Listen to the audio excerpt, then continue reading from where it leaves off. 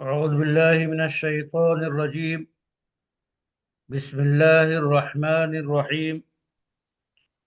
وقاتلوا في سبيل الله الذين يقاتلونكم ولا تعتدوا إن الله لا يحب المعتدين.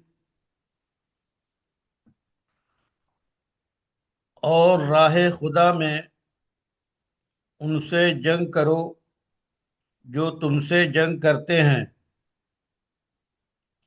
اور حد سے نہ بڑھو، بے شک اللہ حد سے بڑھنے والوں کو پسند نہیں فرماتے۔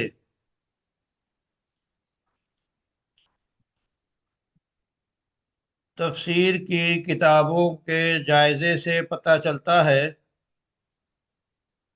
کہ سن 6 ہجری میں حدیبیہ کا مشہور واقعہ پیش آیا، اور اس سال محمد عربی صلی اللہ علیہ وسلم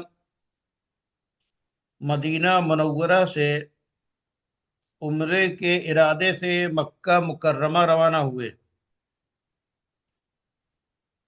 مشرکوں نے حضور صلی اللہ علیہ وسلم کو مکہ مکرمہ میں داخل ہونے سے منع کیا۔ بات آگے بڑھی اور بڑھی، پھر اس پر صلح ہوئی کہ آپ صلی اللہ علیہ وسلم فداہ ابی و امی آئندہ سال تشریف لائیں تو آپ کے لیے 3 روز کے لیے مکہ مکرمہ خالی کر دیا جائے گا۔ اس صلح نامے کے مطابق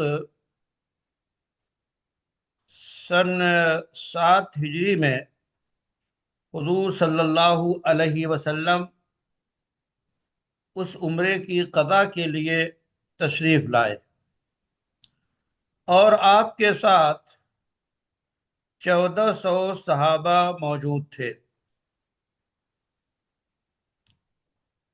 مسلمانوں کو یہ اندیشہ ہوا کہ اگر دشمن نے وعدہ پورا نہ کیا اور مکہ کے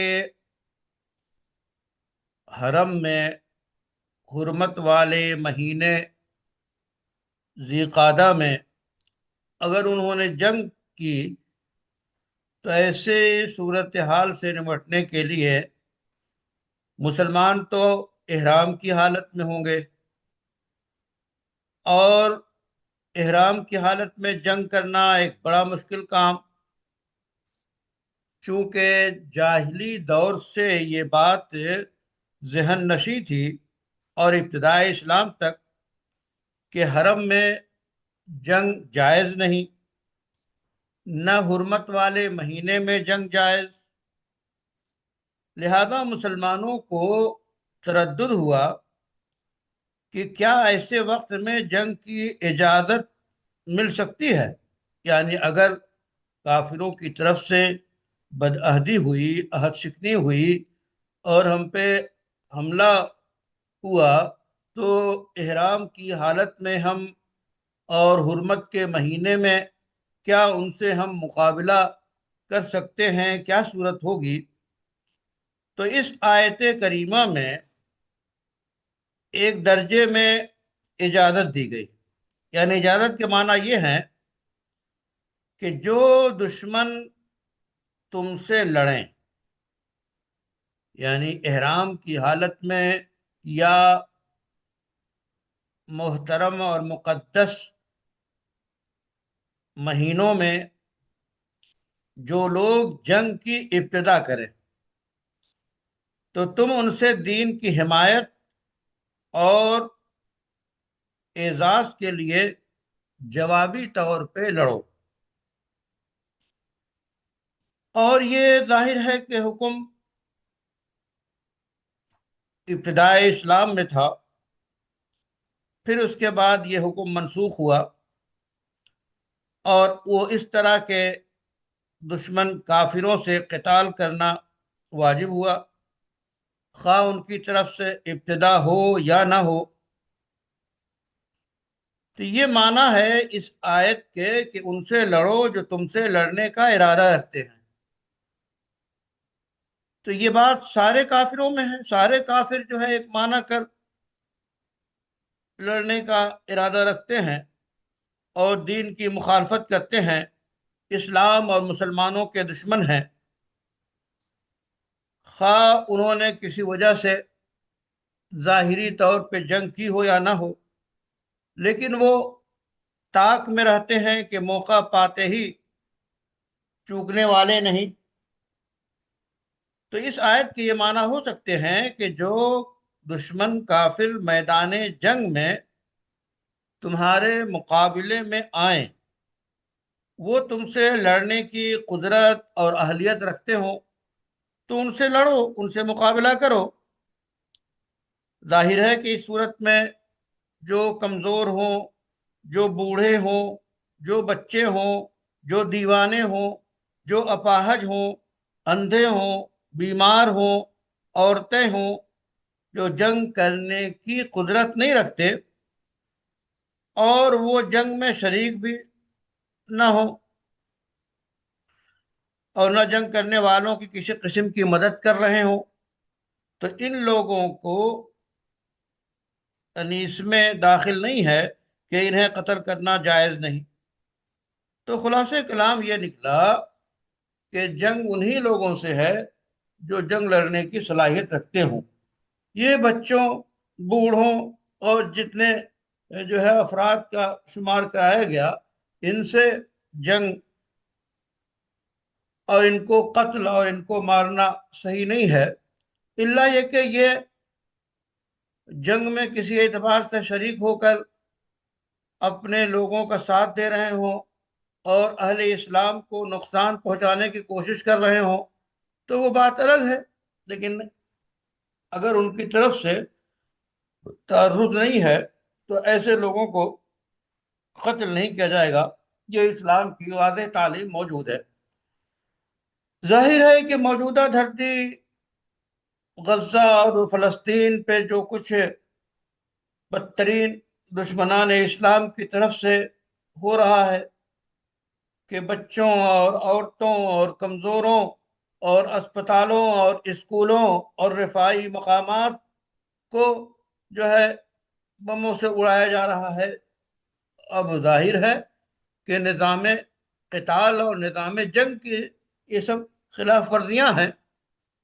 بہرحال اسلام دنیا میں امن قائم رکھنے اور امن کو عام کرنے کی دعوت دیتا ہے۔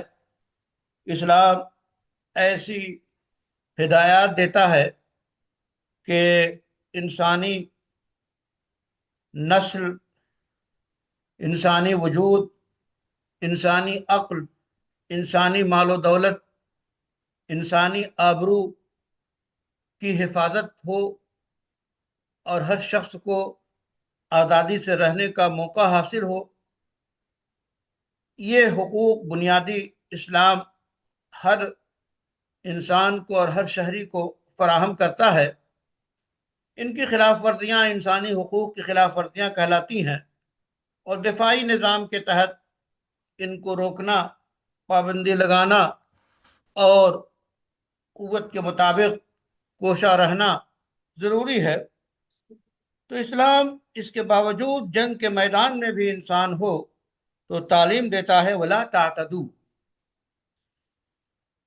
کہ زیادتی نہ کرو۔ مثلا کہ جو لوگ جنگ کے قابل نہیں ہیں ان سے لڑنا یہ زیادتی ہے۔ جن سے تم نے جن سے معاہدہ کر لیا، سیز فائر کر لیا، تو اب اس کے پابند رہو، یہ نہیں کہ اس کے بعد بھی حملے کر رہے ہو۔ بد عہدی، بد شکنی انسان کی انتہائی بدترین صفت ہے جو انسان کو دنیا میں تو رسوا کرتے ہی ہیں، آخرت بہرحال ان کے لیے تباہ کن ہے۔ تو ایسے حالات میں جو عالمی نظام ہے اس کا تجزیہ کیا جائے کہ انسانی حقوق کی تحفظ کی ضمانت اور انسانی جو ہے امور کی جو فلاح یابی کے کام اور راستے اور رہنما اصول اسلام نے دیے ہیں اور وہ اس کی تنفیذ چاہتا ہے، اس میں انسانیت کے لیے امن ہے۔ تو بڑا اصول ہے کہ جنگ کے میدان میں بھی قدرت رکھتے ہوئے بھی، طاقتور ہوتے ہوئے بھی، آپ کمزوروں پہ ہاتھ نہ ڈالیں۔ جو لوگ لڑنے کی صلاحیت نہیں رکھتے ہیں ان کو نہ قتل کریں، یا جن لوگوں سے آپ کا معاہدہ ہو چکا ہے تو معاہدہ نہ توڑیں۔ اور اسی طرح جب تک آپ لوگوں تک اسلام کی دعوت نہ پہنچا لیں، بغیر دعوت پہنچائے بھی آپ جنگ نہ کریں، تو گویا یہ شریعت کا کے اصول ہیں۔ اور اصول یہ ہے کہ سب سے پہلے دشمنان اسلام یا کافروں کو اسلام کی دعوت دی جائے، اگر وہ اس سے انکار کریں تو ان سے جزیہ طلب کیا جائے، اگر اس سے بھی انکار کریں تو جنگ کی جائے۔ اس اعتبار سے گویا یہ آیت جو ہے وہ محکم ہے اور اس پہ عمل۔ اب دیکھیے، اسلام کا اصول ہے کہ داعیانہ نظام اسلام کا ہمیشہ چست رہنا چاہیے، مستحکم رہنا چاہیے، کہ سب سے پہلے دعوت دی جائے کہ اسلم تسلم، اسلام لاؤ تو محفوظ ہو جاؤ۔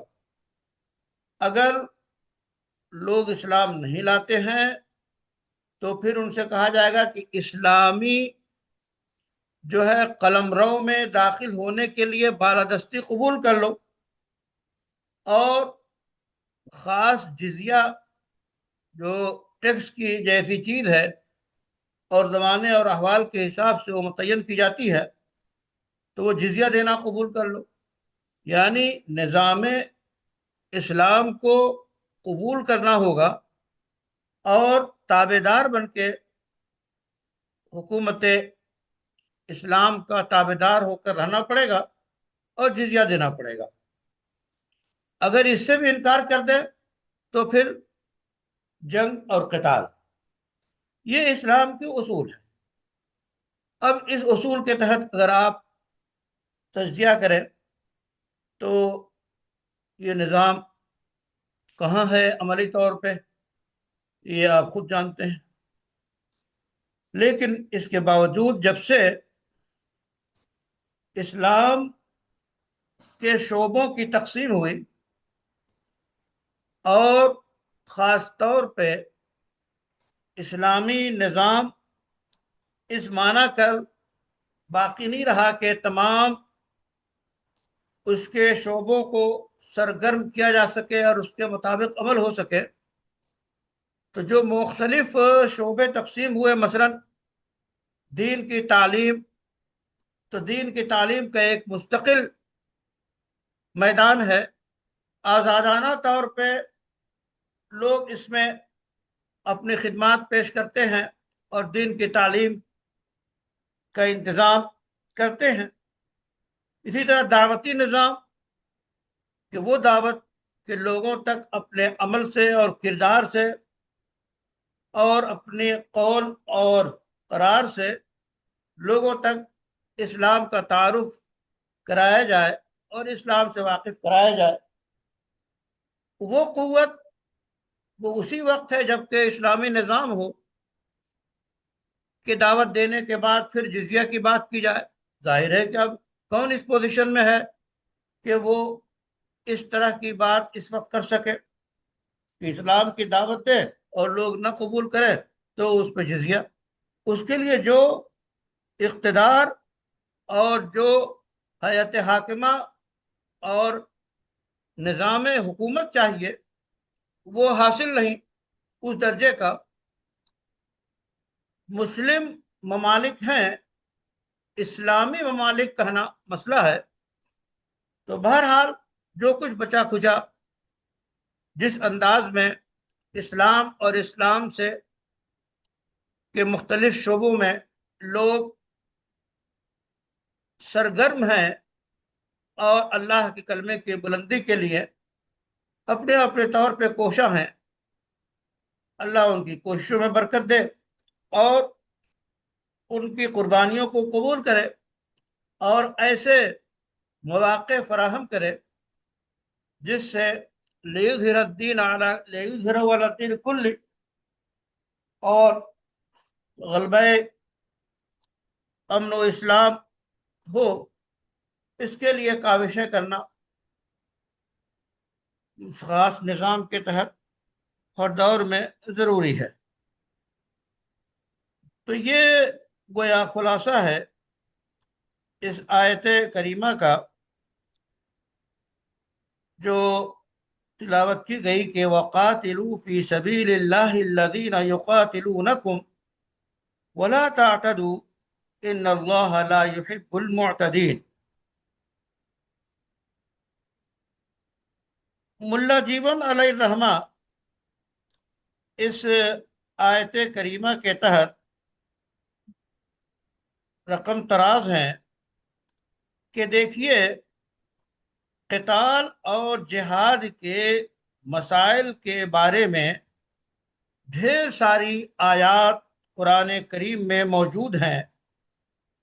بعض آیات کے احکام منسوخ ہیں تو بعض کے جو ہے آیات ناسخ ہیں، اور فرماتے ہیں کہ ان تمام آیات کو یہاں میں پیش نہیں کروں گا، وہ آیات ہی پیش کروں گا جو ایک خاص مطلب کو بیان کرتی ہوں اور جس کا اس سورے میں ذکر ہے، اور بعض کا ذکر سورہ انفال میں، سورہ توبہ میں ہے۔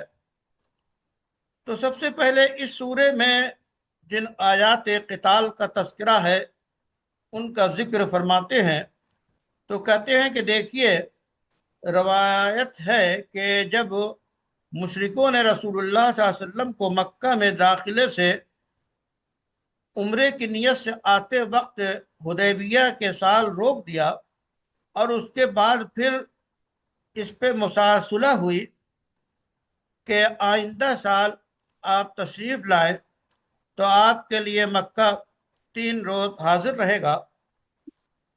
اس صلح نامے پہ دستخط کے بعد رسول اللہ صلی اللہ علیہ وسلم تشریف لے گئے واپس مدینہ منورہ، اور پھر اگلے سال اس عمرے کی قضا کے لیے آپ تشریف لائے۔ ایسی صورت میں مسلمانوں کو یہ اندیشہ ہوا کہ کہیں ایسا نہ ہو کہ جب ہم حرم میں پہنچیں اور حرم کے مہینوں میں ہوں اور احرام میں ہوں اور ذوالقعدہ کا مہینہ ہو اور کفار مکہ وہاں بڑی تعداد میں موجود ہوں، تو کہیں ایسا نہ ہو کہ ادھر سے جنگ چھڑ جائے اور ہمیں گھیر لیا جائے۔ تو احرام کی حالت میں مقدس اور محترم مہینوں میں حرم میں رہ کر کیا ان کا جواب دینا ہمارے لیے درست ہوگا؟ یہ فکر ستائے جا رہی تھی بہت سے مسلمانوں کو، چونکہ وہ جانتے تھے کہ مقدس مہینوں میں اور حرم میں جاہلی دور سے اور اسلام کے آغاز تک جنگ کرنا حرام ہے۔ تو ایسی صورت میں اللہ تعالیٰ نے یہ آیات اتاری جس میں سب سے پہلی یہ آیت کہ قاتلوا فی سبیل اللہ الذین یقاتلونکم ولا تعتدوا، یعنی اے اہل ایمان، جو کافر تم سے مقابلے میں آئیں تو ان سے مقابلہ کر سکتے ہو، البتہ اپنی طرف سے جنگ و جدال کا آغاز نہ کرو۔ ادھر سے اگر اقدام کیا جائے پھر دفاع جو ہے وہ درست ہے۔ کہتے ہیں کہ یہ حکم اسلام کے اولی دور میں تھا، اس کے بعد یہ منسوخ ہو گیا، چونکہ اب جو ہے کافروں کے خلاف قتال جو ہے بہر صورت مشروع ہے، چاہے ان کی طرف سے اقدام ہو یا نہ ہو۔ اور کہتے ہیں کہ اس سلسلے میں ربی ابن انس کہتے ہیں یہ پہلی آیت ہے جو مدینہ میں قتال کے سلسلے میں نازل ہوئی کہ رسول اللہ صلی اللہ علیہ وسلم ان لوگوں سے مقابلہ کریں، جو لوگ آپ سے مقابلے کے لیے آئیں، اور جو لوگ آپ سے مقابلے کے لیے نہ آئیں انہیں نہ چھیڑیں۔ یہ تفصیلات الکشاف میں موجود ہے۔ یا ہم اس کا مطلب یہ سمجھیں کہ اللہ نے فرمایا جو لوگ، جو کافر تم سے لڑ رہے ہیں، وہ ظاہر ہے کہ مسلمانوں کے خلاف ہیں، اور وہ سب کے سب جنگ کے ارادے میں ہیں، تو وہ سب گویا جنگ کے ارادے میں ہیں، تو چاہے وہ تم سے جنگ کریں یا نہ کریں، ان سے تم جنگ کر سکتے ہو۔ اور اس اعتبار سے البتہ ایسے لوگوں سے جنگ نہیں کی جائے گی جو کمزور ہوں۔ شیخ ثانی سے تعبیر کرتے ہیں فقہا کہ کمزور ہوں، جنگ کی صلاحیت نہ رکھتے ہوں، بچے ہوں، دیوانے ہوں، اپاہج ہوں، اندھے ہوں، بیمار ہوں، عورتیں ہوں، تو ظاہر ہے کہ یہ لوگ جنگ کی صلاحیت نہیں رکھتے، تو انہیں نہ قتل کیا جائے۔ البتہ اگر ان لوگوں کو آڑ کے طور پہ استعمال کیا جائے اور یہ بھی جنگی تدبیر اور داؤ میں شریک ہو جائے، تو ظاہر ہے کہ پھر ان کو اس اعتبار سے کہ بڑا نقصان نہ پہنچے، ان سے بھی دفاع کیا جائے گا۔ اسی طرح یہ بھی منع کیا گیا کہ عام حالات میں شکل و صورت نہ بگاڑی جائے، مسلح نہ کیا جائے، اور جن لوگوں سے عہد اور پیمان ہے اس عہد و پیمان کو باقی رکھا جائے، اور اس سلسلے میں عہد شکنی نہ کی جائے۔ اس کے بعد کہتے ہیں کہ جو اصول بتا رہے ہیں کہ سب سے پہلے اہل اسلام کی طرف سے جو ہے کافروں کو، غیر مسلموں کو اسلام کی دعوت دی جائے گی۔ اگر وہ دعوت قبول نہیں کرتے ہیں تو پھر ان سے کہا جائے گا کہ جزیہ دینا قبول کریں۔ جزیہ دینا بھی قبول نہ کریں تو پھر دو دو ہاتھ ہو جائے کا مسئلہ ہے۔ تو اس آیت میں یہ حکم باقی ہے۔ اور کہتے ہیں علامہ بیضاوی نے مزید تفصیلات کے تحت بھی اور لمبی گفتگو اس آیت کے ذیل میں کی ہے، اور جو یہ فرمایا کہ فَاقْتُلُوهُمْ حَيْثُ ثَقِفْتُمُوهُمْ، یعنی ہل اور حرم جہاں بھی کافروں کو پاؤ تو انہیں ان کے علاقوں سے اور گھروں سے نکال دو، جیسا کہ ان لوگوں نے تمہیں پچھلے سال نکالا تھا۔ اور رسول اللہ صلی اللہ علیہ وسلم نے ایسا فرمایا فتح کے موقع پر۔ اور یہ بات کہی گئی والفتنة أشد من القتل، ظاہر ہے کہ فتنہ قتل کے مقابلے میں چونکہ انسان آزمائش کا مبتلا ہوتا ہے، مثلا گھروں سے اور علاقوں سے نکالنا ان کے لیے دنیا میں عذاب تھا، اور ان کا قتل کرنا، اسی طرح وطن سے نکالنا، اور ہمیشہ وہ وطن سے نکالنے کے بعد پھرتے رہیں تو گویا ان کے نفس کو اور ان کو نقصان اور ان کو پہنچا۔ اور کہتے ہیں یہاں پہ فتنہ سے مراد یہ شرک ہے کہ ان کا شرک حرم میں رہتے ہوئے شرک کرنا، یہ کہاں سے گنجائش ہے؟ یہ اس سے بھی زیادہ، یعنی قتل سے زیادہ بڑا فتنہ ہے۔ تو ایسی صورت میں اس کی پرواہ نہ کرو کہ اگر ان کی طرف سے اقدام پایا جائے تو ان کو قتل کرنا درست ہوگا۔ اور حقیقت یہ ہے کہ آخرت کا عذاب انتہائی سخت ترین ہے۔ اور اللہ کا یہ فرمان فَلَا تُقَاتِلُوهُمْ عِنْدَ الْمَسْجِدِ الْحَرَامِ، یعنی مسجد حرام کے پاس ان سے قتل نہ کرو، جنگ نہ کرو، حتیٰ یقاتلوکم، لیکن مسجد حرام میں بھی اگر وہ ان کی طرف سے قتل و غارت گری پائی جائے تو ان کا دفاع مومنین کے لیے درست ہوگا۔ اور اگر ان کی طرف سے آغاز پایا جائے تو حرم کی حرمت کے باوجود اپنا بچاؤ ضروری ہے۔ اور کہتے ہیں کہ کافروں کا یہی بدلہ ہے۔ صاحب مدارک کہتے ہیں کہ اشہر حرم میں بھی قتال ہے، حرم میں نہیں قتال ہے، مگر یہ کہ قتال کا آغاز کیا جائے، یعنی حرم میں جنگ و جدال ممنوع ہے، الا ہے کہ حرم میں کوئی जंगो जदाल करे तो उसको उसका दिफा किया जाएगा। और अल्लाह का फरमान वक्तलूहुम हैसु सक़िफ्तमूहुम, यानी वो जहां भी जाएं उनका कत्ल जायज होगा। इसका मतलब ये नहीं है कि जहां काफिर मिले उसे मारो। ये मखसूस पस मंज़र में ये गुफ्तगू है कि मक्का के उस माहौल में ऐसी सूरत में जो उन लोगों ने सताया और उनको कत्ल करना ज़रूरी हुआ, तो अब वो जहाँ जाए उनको कत्ल किया जाएगा। ये नहीं है कि जब भी दुनिया में कहीं किसी कात जो है उसको काफिर को पाया जाए तो मार दो। जैसा कि बहुत से वो लोग जो कि दुश्मनान हैं वो अपनी तकरीरों में कहते हैं कि कुरान ने तो ये कहा है कि जहाँ काफिर को पाओ मार डालो। तो ये गलत पेश करते हैं, गलत बात है। बल्कि ये खास हुक्म है, हर जगह के लिए हुक्म नहीं है। और ये हुक्म हर हर उसमें मौजूद है ला में, कि अगर कोई किसी के पीछे पड़ जाए और उसका दिफा करना ज़रूरी है तो उसका दिफा किया जाए। वो मुजरिम जहाँ भी जाए उस मुजरिम को गिरफ्तार किया जाएगा, सारे ज़राए अख्तियार किए जाएंगे। तो कोई नई चीज़ नहीं है। ये इंसानी निज़ाम में इंसानियत को बाकी रखने के लिए और अमन व अमान को कायम रखने के लिए ज़रूरी है। तो ऐसी सूरत में ये साहिब मदारिक ने ये तफसीलात बयान की हैं। और इसी तरह हरम में आगाज नहीं किया जाएगा इल्ला ये कि दुश्मनों की तरफ से हरम में अगर कताल का आगाज किया जाए तो दिफा किया जाएगा। तो कहते हैं ये ये तफसीर बयान की गई है, माना लिया गया है।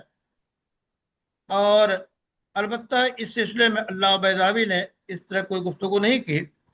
और गोया उनके नज़दीक भी मुक़द्दस महीनों में क़िताल कत्ल जायज़ है और हरम में भी जायज़ है अगर आगाज़ दूसरों की तरफ से हो। और इस सिलसिले में फ़इन तहव, यानी अगर काफिर दुश्मन जंग से रुक जाए और शिर्क से रुक जाए तो अल्लाह ताला मग़फ़िरत करने वाला है, पिछले गुनाहों को माफ़ कर देने वाला है। यानी बड़े से बड़ा काफिर, बड़े से बड़ा मुशरिक तौबा कर लेता है, मुसलमान बन जाता है, तो पिछले सारे जराइम और पिछले सारे गुनाह माफ़ कर दिए जाते हैं। हरम में वो जो है 78 में वाक़या पेश आया था कि लोगों ने कब्जा कर लिया था सुबह सवेरे फजर के वक्त में मस्जिद हराम पे। बड़ी संगीन सूरत हाल हो गई थी, नमाजें रुक गई, तवाफ रुक गया और सख्त हालात थे। तो उस वक्त के फिर उलमा की कमेटी, अरबाब इफ्ता ने मशवरे के बाद फैसला किया कि इन लोगों से मुकाबला किया जाए, इन लोगों से हरम को खाली करने के लिए इकदाम किए जाए। तो बहरहाल जो इकदाम हो सकते थे वो किए गए। उसी वक्त महदवियत का दावा किसी ने किया था कि इमाम महदी आ चुके हैं और अब हमारे इक़्तिदार है, सारे लोग हमारे ऊपर बैत करें। ये ऐलान हरम में किया गया था। तो बड़ा सानया था। और वो लोग असलहे जो ले गए थे अंदर, वो जनाजे की शक्ल में यानी ताबूत में रख के ले गए थे। जाहिर ताबूत जा रहा हो तो लोग यही समझेंगे कि जनाजा जा रहा है। और ताबूत में रख रख के ढेर सारे हरम के तहखानों में असलहे जमा कर लिए। और एक सुबह को काफी लोगों ने असलहे थाम लिए और उन्होंने मोर्चा थाम लिया और उसके बाद फिर ऐलान कर दिया। तो बड़ी संगीन सूरत हाल थी उस वक्त। तो जाहिर है कि उस वक्त हरम में ये सब कुछ हुआ, तो हरम में उनका दिफा और फिर उनकी सरकोबी जरूरी हुई और वो की गई। इसलिए ये आयत करीमा का जो खुलासा और मुल्ला जीवन की तफसीर की रोशनी में ये तफसीलात बयान की गई।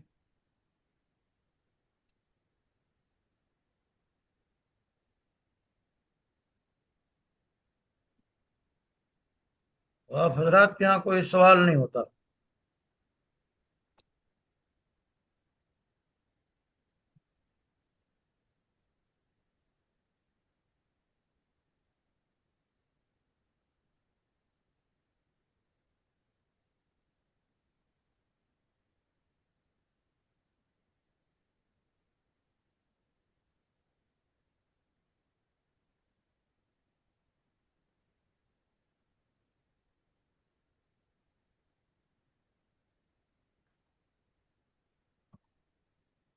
جی علماء کرام، آج کس کی باری ہے اس میں؟